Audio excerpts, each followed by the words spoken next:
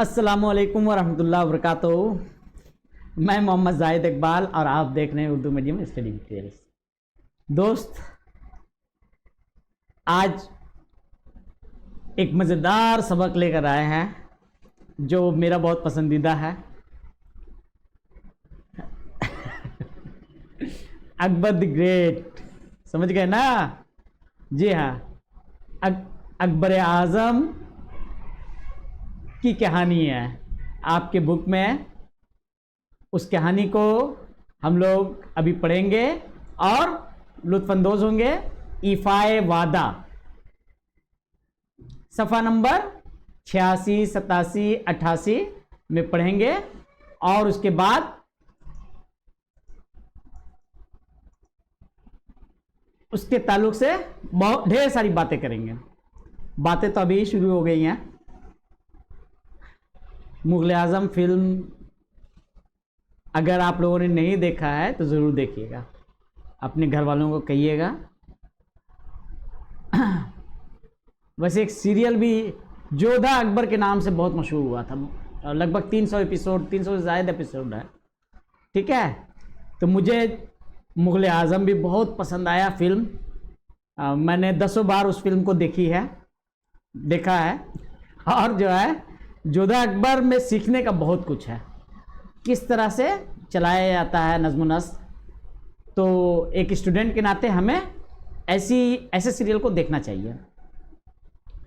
एक फिल्म भी जोधा अकबर के नाम से आई है। बहरहाल आज हम लोग जिस टॉपिक पे जा रहे हैं, ईफ़ाए वादा, ये एक जंग के दौरान का वाक़या है। ये जंग अकबर आज़म और दूसरी तरफ बहुत ही गयूर राजपूत राणा प्रताप सिंह के दरमियान हुई थी। राणा प्रताप सिंह बहुत जफाकश और ज़िद्दी शख्स था। उसने अकबर को तस्लीम नहीं किया था। हालांकि अकबर ने ज़्यादातर राजपूत रियासतों को अपना हमनामा बना लिया था, धमकी देकर, मोहब्बत से, किसी भी तरह से। अकबर ने इस राजपूतों को साथ मिलाने के लिए जोधा से शादी भी की थी।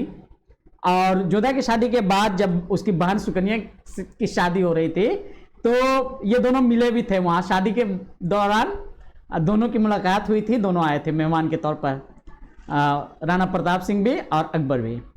बहरहाल ये दोस्ती के वक्त की बात नहीं है, दुश्मनी के वक्त की बात है। अकबर ने बहुत कोशिश की कि महाराणा प्रताप सिंह मान जाए, लेकिन बहुत बहादुर, बला का बहादुर था। उसने मानने से इनकार कर दिया कि नहीं, हम मुग़लों को तस्लीम नहीं करेंगे, हम अपनी इलाके में उनको बर्दाश्त नहीं कर सकते।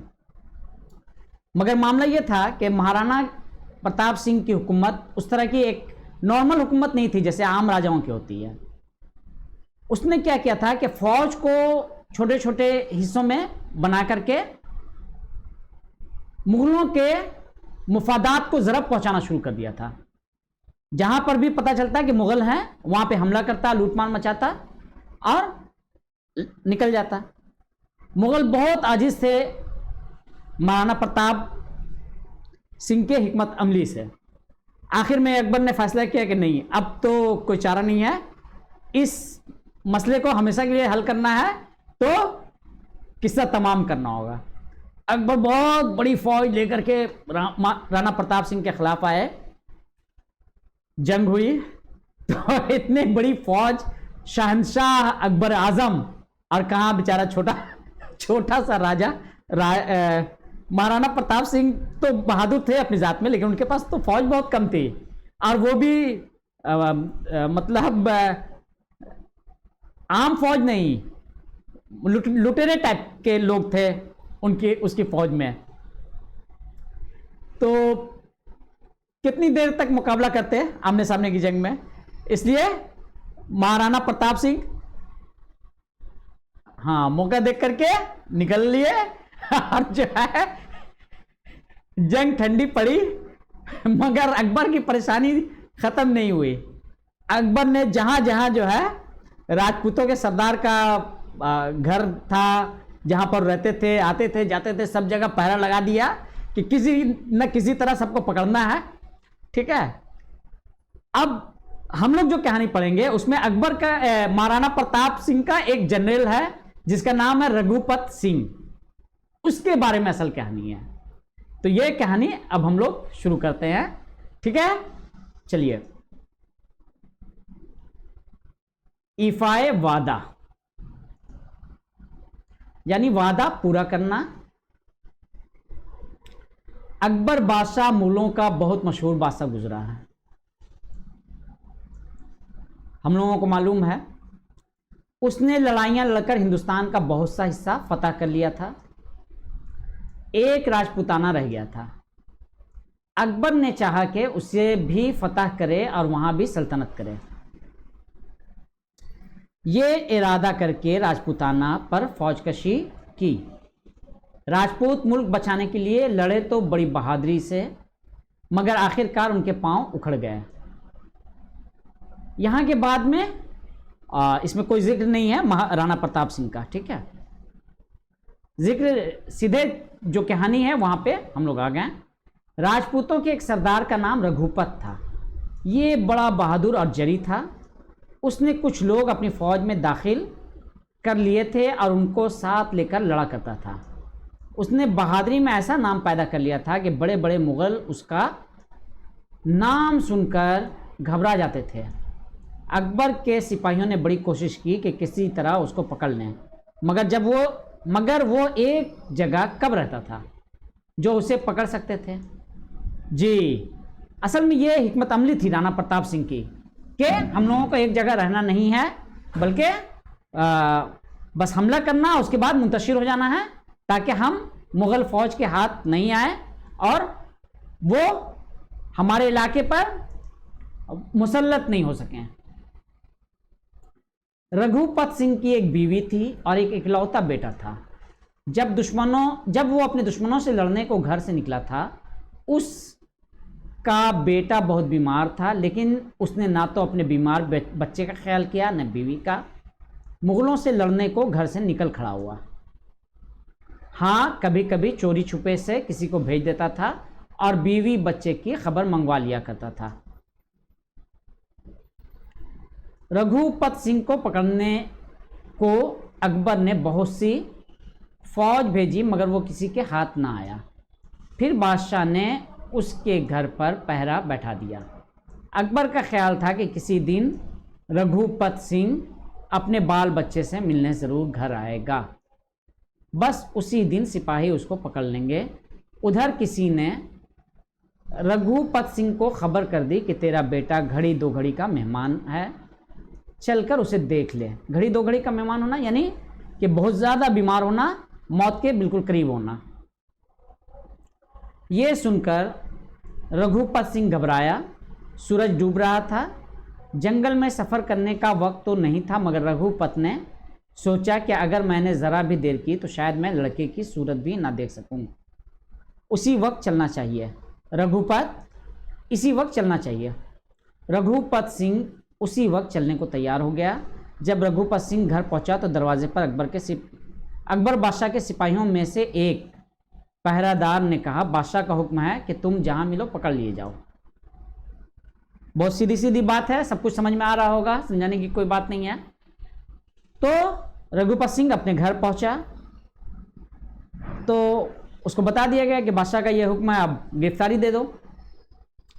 रघुपत सिंह ने कहा, मेरा लड़का मर रहा है, उसे देखने आया हूं, ज़रा देर के लिए मुझे अंदर चला जाने दो, अभी देखकर लौट आता हूं, उस वक्त जो जी चाहे कर लेना। मैं राजपूत हूं, झूठ हरगिज ना बोलूंगा। उस पहरे वाले सिपाही ने कहा, देखो। जब रघुपत सिंह घर में गया तो देखा कि लड़का बेचैन हो रहा है और बीवी फिक्र के मारे बेहाल हो रही है। मियाँ को देखकर बीवी की ढाढ़स बंधी। रघुपत सिंह ने बच्चे को प्यार किया और दवा की तदबीरें बताईं। फिर अपनी बीवी से कहा, दरवाजे पर सिपाही खड़ा है, कह आया हूं कि मैं कैद होने को अभी वापस आता हूं। ठीक है, तो इसने जुबान दे दी थी। बीवी ने कहा, ऐसा ना करो, दूसरे दरवाजे से निकल जाओ। रघुपत ने कहा, ये मुझसे हरगिज़ नहीं हो सकता, मैं कौल दे चुका हूँ, उसके खिलाफ नहीं कर सकता। ये कहकर वो दरवाजे पर आया और सिपाही से कहने लगा, लो मैं आ गया, अब मुझे पकड़कर जहाँ चाहो ले चलो। सिपाही ने कहा, तुम्हें पकड़ने को मेरा जी नहीं चाहता, तुम भाग जाओ। सिपाही को भी दर्द, एक दूसरे का दर्द, इंसान का दर्द समझता है, इंसानियत नवाजी सबसे बड़ी चीज़ है। तो उसने कहा कि चूंकि तुमने अपना वादा निभाया, अपना कौल निभाया, तुम ऐसा करो कि तुम चले जाओ। रघुपत ने कहा, बहुत बेहतर, तुमने इस वक्त मेरी मदद की है, जब तुम पर बुरा वक्त आएगा तो मैं भी तुम्हारी मदद करूंगा। ये कहकर रघुपत आगे बढ़ा और गायब हो गया। तो रघुपत निकल गया वहां से। इस बात को थोड़ी देर हुई थी कि मुगलों का एक अफसर कुछ आदमियों को साथ लेकर आ पहुंचा। पहरे वाले से कहा, हमने सुना है रघुपत इधर आया था। पहरे वाले ने सच सच कह दिया, रघुपत सिंह अपने बीमार बेटे को देखने आया था और मैंने उसे जाने की इजाज़त दे दी। यह सुनकर अफसर ने पहरेदार को कैद कर लिया। रघुपत सिंह को भी सिपाही के कैद होने की खबर मिल गई। वो उसी वक्त वापस आया और आकर मुग़ल अफसर के पास खड़ा हो गया और कहा कि मैं रघुपत हूँ, मैं वापस आ गया हूँ, मुझे पकड़ लो और इस बेगुनाह कैदी को छोड़ दो। अफसर ने रघुपत को पकड़ लिया और कैद खाने में डाल दिया, लेकिन सिपाही को ना छोड़ा। अफसर ने दोनों को कत्ल करने का हुक्म दिया। दूसरे दिन सिपाही रघुपत और पहरेदार को मैदान में लाए कि उनको कत्ल किया जाए। दोनों के हाथ पैर बंधे हुए थे। मुग़ल अफसर ने जल्लाद से कहा कि दोनों की गर्दनें उड़ा दो। जल्लाद ने तलवार उठाई ही थी कि घोड़ों की टापों की आवाज़ आई। लोगों ने देखा तो अकबर बादशाह अपने अफसरों के साथ चला आ रहा। सब ने झुककर सलाम किया। अकबर घोड़े पर से उतर पड़ा और कहने लगा,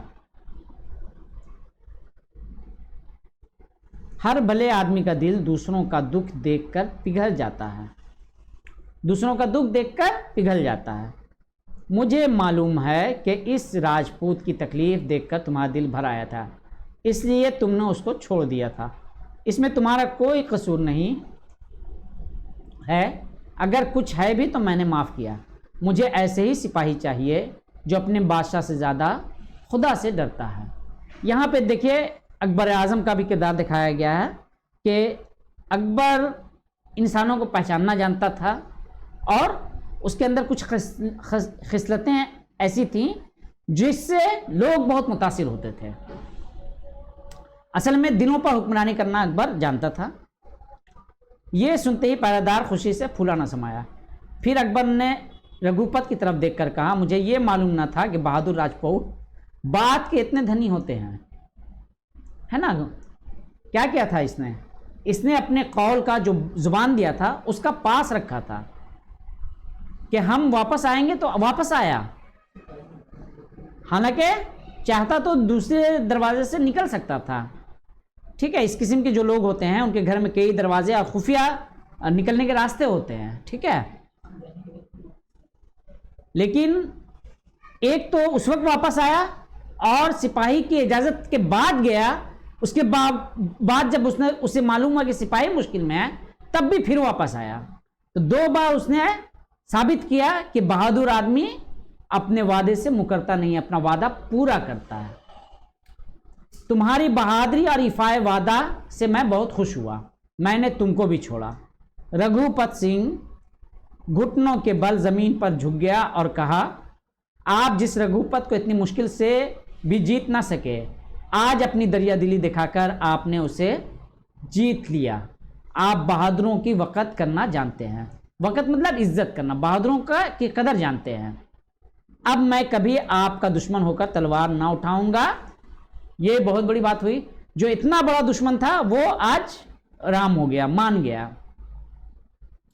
जो आदमी अपने वादे के पक्के होते हैं और सच्चाई पर जमे रहते हैं और दूसरे के दुख में मदद करते हैं, खुदा हमेशा उनकी मदद करता है। यह है इस कहानी का निचोड़ नतीजा। मुंशी प्रेमचंद, इन्होंने उर्दू और हिंदी में हिंदी ज़ुबान को बहुत वुसअत दी है अपने कहानियों के ज़रिया, अपने अदब पारा के ज़रिया। इनको आप लोग आगे जाकर के पढ़िएगा, मुंशी प्रेमचंद को, और उनके समान हयात भी पढ़िएगा। तो ये कहानी आप लोगों को समझ में आ गई, इफ़ाए वादा।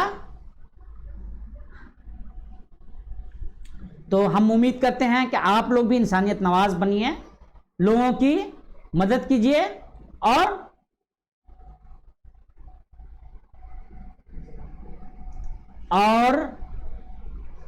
हमारी वीडियो को पूरा देखिए,